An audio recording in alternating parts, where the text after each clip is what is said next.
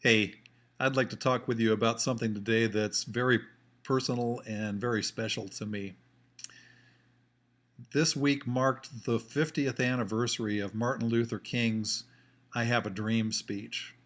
And of course, Martin Luther King was a man of great influence, and his speeches, his protests, the marches that he organized had a great deal to do with huge changes in the history of our great country. The person I really want to talk with you about today, though, is my dad. His name was Hugh Little, like mine. I'm a junior.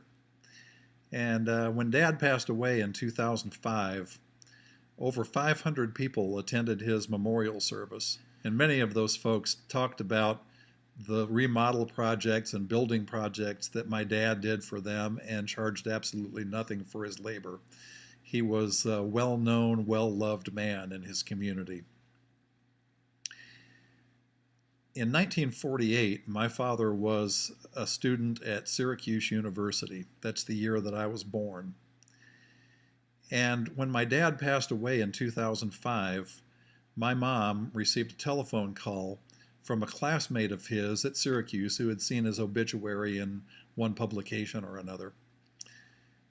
And what he said to my mom was very, very special.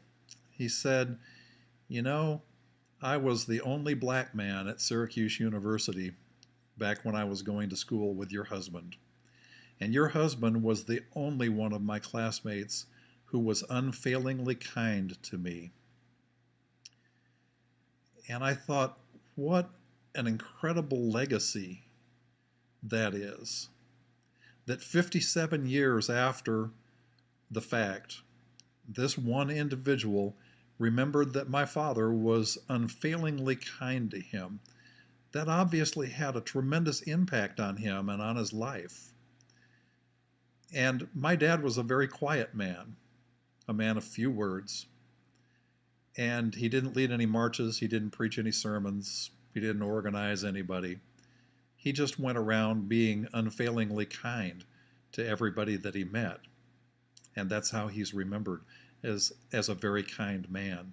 I've always been proud of my dad and always wanted to be like him, but never more so than when I heard the words that his old classmate had to say about him. I don't know about you, but one of my goals, one of the things that I would like for people to say about me when I'm gone, is that Hugh was unfailingly kind. We never know by being kind what kind of an impact we're going to have on people and how they're going to remember us and how it's going to affect their lives and how it's going to change their lives and change them at times for the better.